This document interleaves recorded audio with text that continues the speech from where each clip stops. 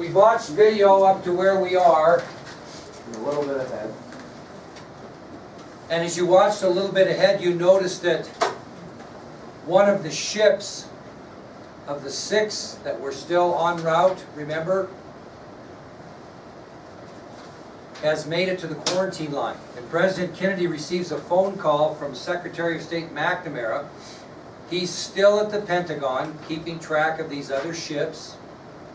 And he informs the President that the Navy actually lost the location of one of those 6 Soviet tankers. They actually lost it. They lost track of it. The ship, which was called the Grozny, which is on your ID sheet, crossed the quarantine line early the morning of Friday, October 26th. So again, President Kennedy receives a telephone call from Secretary of State McNamara in the morning. He's still stationed at the Pentagon. He informs President Kennedy that the Navy had lost location of one of the 6 Soviet tankers that were still heading for Cuba. And it was later learned that the Grozny had crossed the quarantine line that morning. That was the ship that they lost. That's the one they lost.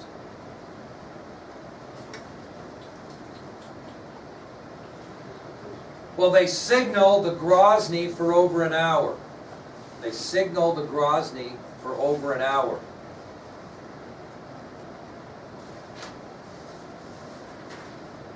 Find them, and then what does Admiral Anderson do?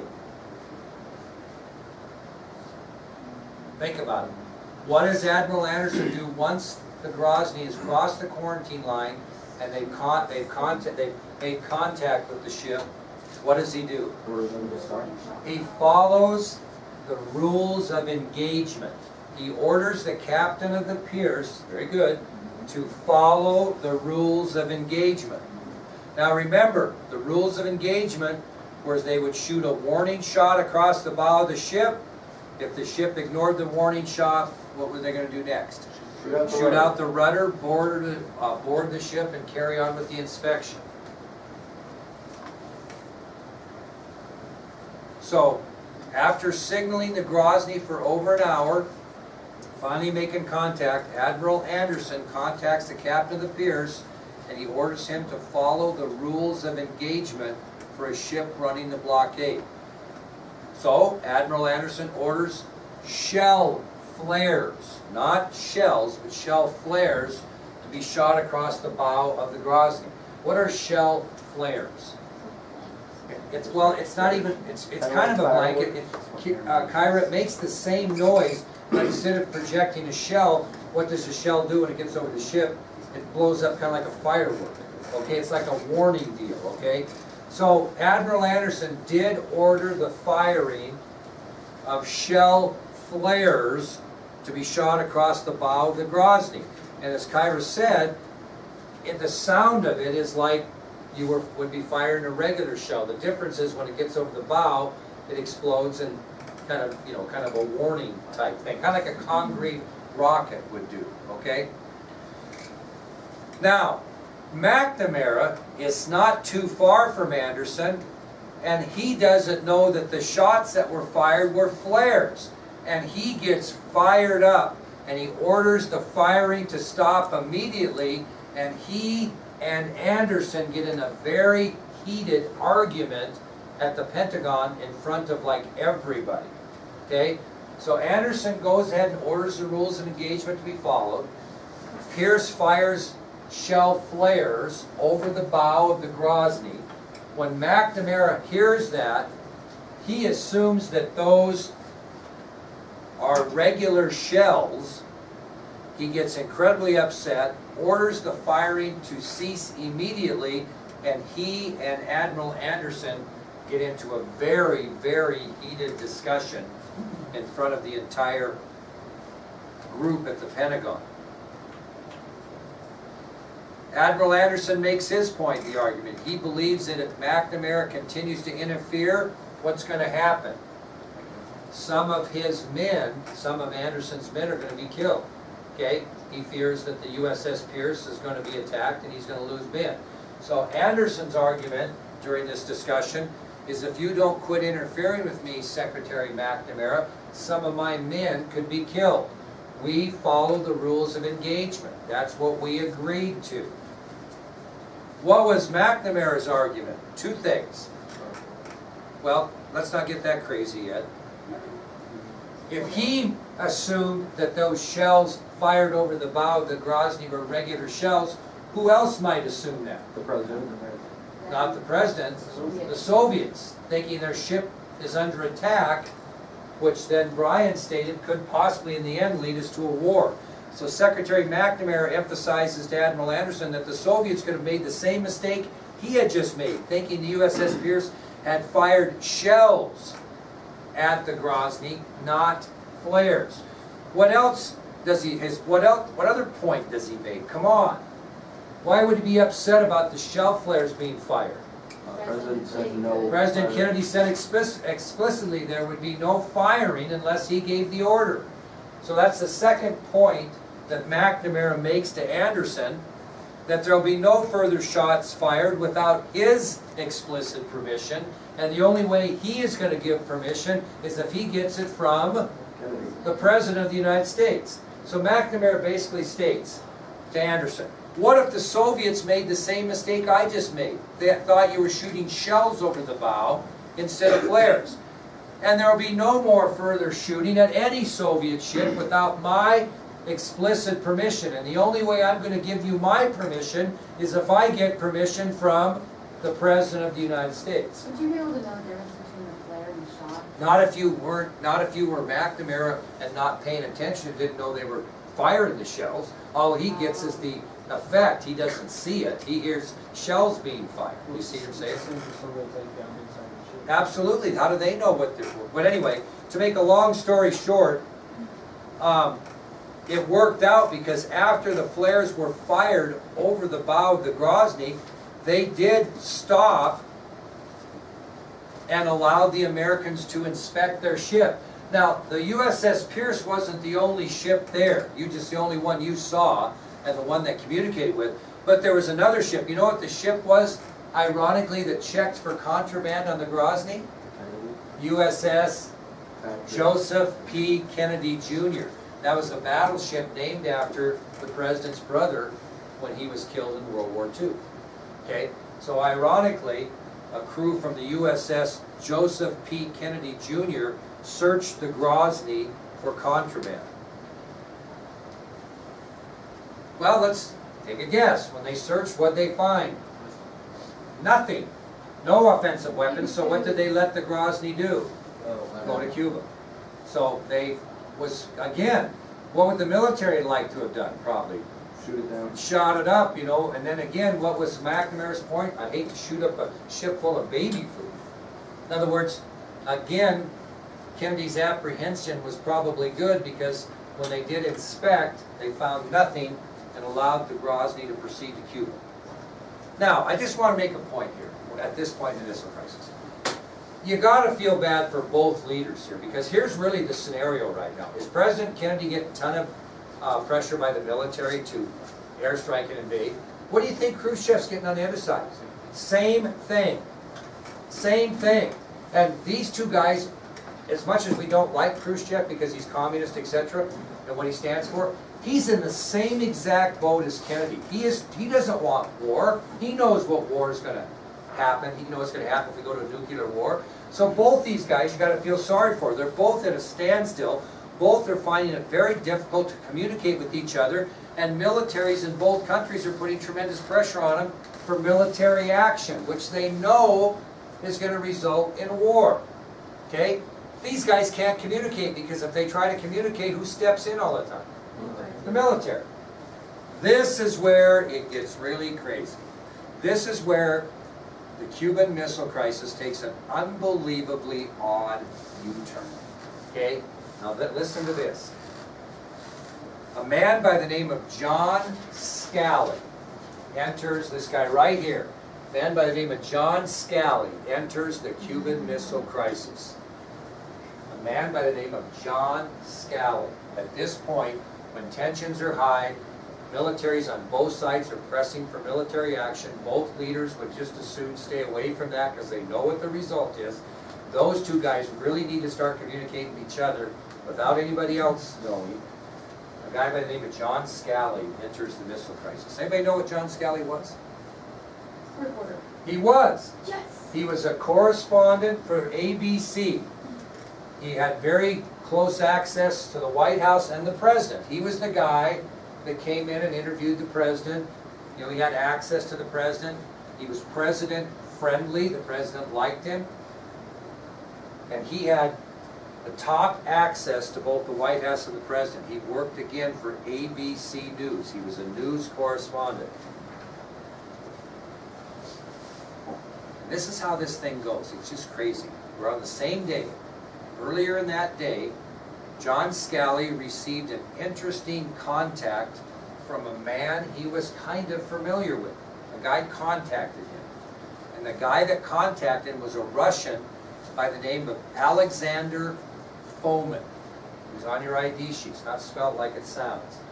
So early in the day, ABC correspondent John Scally, who has close access to the White House and the president, is contacted by a man he's familiar with, a Russian by the name of Alexander Fomin. You know what Fomin is doing in the United States? Undercover. Because you know what he is? He's a Soviet KGB officer.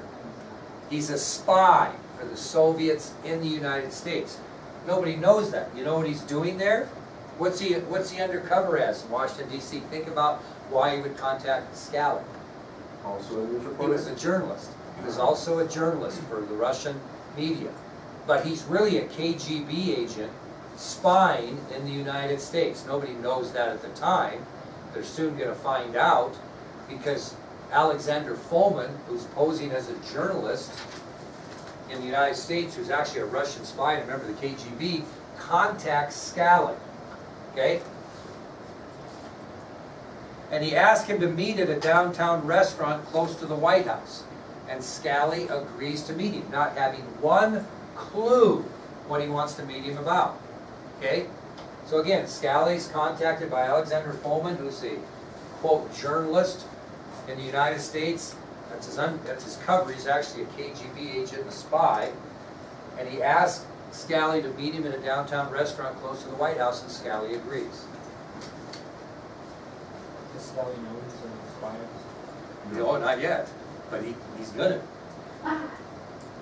Now, here's the thing that gets crazy. When they meet, Alexander Fomin asked John Scally if he would pass information to President Kennedy from Nikita Khrushchev. Okay? Scally's getting there wondering what's going on. All of a sudden this guy said, hey, listen, would you be willing, since you have access to the President and the White House, would you be willing to pass some very important information to President Kennedy from Nikita Khrushchev? And of course Scally would say, what? What? Well, first would you want what kind of information? Yeah, what kind of information? Well, here are the four things that Fomin wanted to pass on to Kennedy through Scally from Khrushchev. Here's what they said. Fomin told Scally, Premier Khrushchev is willing, number one, to remove the missiles from Cuba. He's willing to remove the missiles from Cuba. Number two, he's willing to dismantle what? The construction or launch pads in Cuba. So he's willing to remove the missiles in Cuba. He's willing to dismantle the launch pads. What does he want in return from the United States? No. This is that's a great guess, but we're going to get to that point. He wants those missiles to be allowed to be returned back to the Soviet Union, and he wants a no invasion pledge by President Kennedy against Cuba. So, Fomin meets with Scally and he says, can you pass a word on to President Kennedy from Premier Khrushchev? What does it pertain to? Cuban Missile Crisis. Khrushchev is willing to remove the missiles from Cuba. He's willing to dismantle the launching pads in Cuba, but he wants the missiles returned back to the Soviet Union, and he wants President Kennedy to promise him that they, being the United States, will not invade Cuba. Pretty good deal. Was that a pretty good deal? Yeah, pretty good deal. Okay, anybody need that repeated, or do you think you got her down? Okay. What was the? No, in other words, President Kennedy's going to guarantee or promise Khrushchev that the United States will not invade Cuba. In other words, leave him alone and kind of forever quit harassing Cuba. Leave him alone. You got to leave Cuba alone. You got to promise you won't ever invade him. In return for that, we'll take out the missiles and we'll dismantle the launching pads, but we want the missiles back. You got to Is give there it like to a us. contract signed to that or no? No, this is nobody. All this verbal? Khrushchev doesn't want anybody in his government to know he's communicating this because he's going to take the same crap from the military that Kennedy's taken for being soft. You see what I mean? These guys are trying to do this really under the radar. Okay.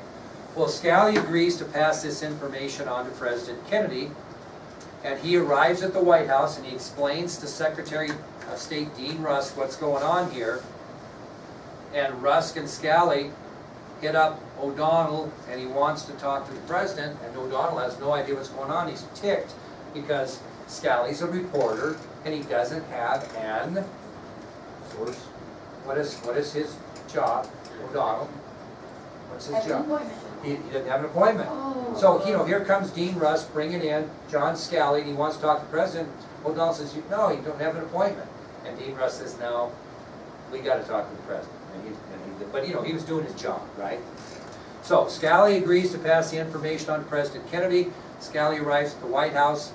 He's escorted to the Oval Office by Secretary of State Dean Rusk. And since Scally arrived without an appointment, it irritated Kenneth O'Donnell a little bit. And when Scally and Rusk explained the nature of the visit to the president, O'Donnell then just sent him in and canceled any other appointment he had. Well, Scally sits down with the president and he relays the information that he gets from Alexander Fomin. And he also informs the president that he has to meet with Fomin again in just 3 hours to relay the president's answer if he'd be favorable to that or not. Okay? So Scally gets in, he tells the president all about this meeting with Fomin, what Fomin's passing on from Khrushchev, and he says, Mr. President, we're meeting again in just 3 hours and I gotta have an answer for him. Are you is this gonna work? And Kennedy said, okay, I'll get back to you in a couple of hours. Now, I really want you to think about this. You put yourself in President Kennedy's place. All of a sudden, out of nowhere, comes this communication from what you believe is Khrushchev through a guy named Alexander Fomin, who you don't have a dang idea who he is. Okay? When you're sitting down with your closest advisors, like Kenneth O'Donnell and Bobby, and Dean Rusk, okay, and McNamara, what's your number one concern at this point? You got 3 hours to give an answer. Is it real? Is this real? I mean, is this Fomin legitimate? Is his word legitimate? Does he even know Khrushchev? Is this really real? Because if it's not, could you get embarrassed pretty easy on something like this? Yeah.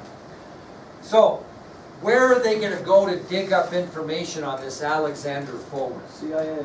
Not close. FBI. So, who does President Kennedy send to the FBI office to try to dig up information on Fomin? He sends Kenneth O'Donnell. So the president sends Kenneth O'Donnell to the FBI building to try and dig up information on Fomin. What does he want to find about Fomin?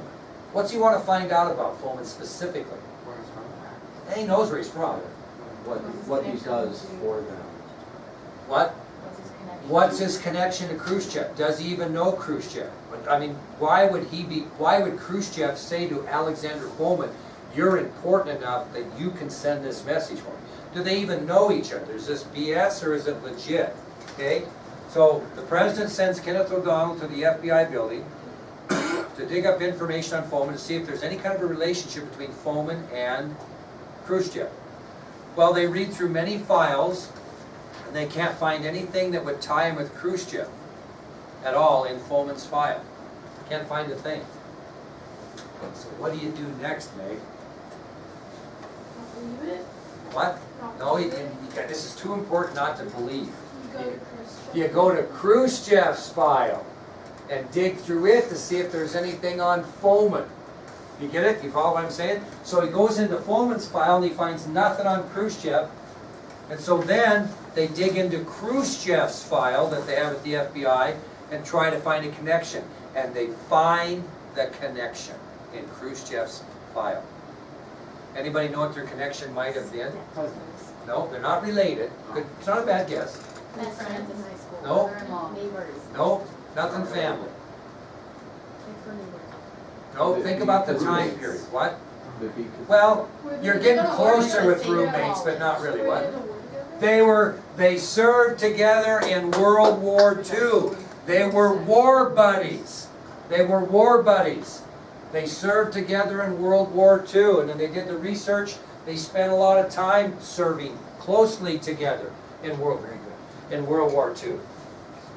So, the two Soviets served together in World War II. They were war buddies, and O'Donnell immediately passes this back to President Kennedy. And Kennedy listens to O'Donnell, and he says, "What's your opinion on this deal? Do you think it's legit? Do you think it's enough to go on?" O'Donnell said, quote, "My gut's telling me that Khrushchev is turning to an old friend to carry his message." So O'Donnell basically tells the president he thinks this is a legitimate offer from Khrushchev through Foman, through Scally, who they know the president trusts, to the president. So that they did their research, and this is all being done during this 3-hour period of time that he's got to get back. What was the quote? Okay, I'll give it to you again. So finally, O'Donnell finds a connection in Khrushchev's file. The two Soviets served together in World War II. They were war buddies, and O'Donnell passes the